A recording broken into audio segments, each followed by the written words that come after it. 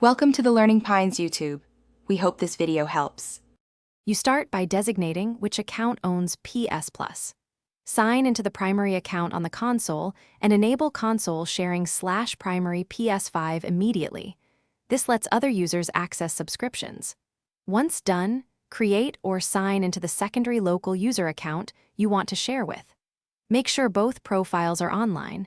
That prevents license checks from failing when you launch games. Doing this first avoids permission errors later and establishes the shared library on this machine.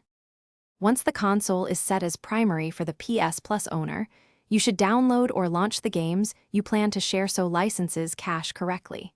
You do this because games sometimes require an initial activation by the owning account.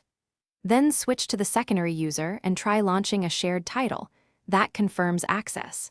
If multiplayer or cloud saves are involved, make sure the secondary account has necessary permissions and you understand which saves are tied to which PSN account.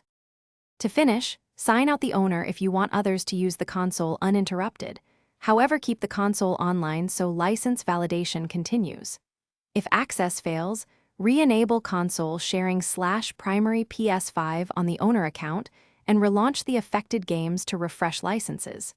Make sure the subscription is active and check PSN server status when problems persist.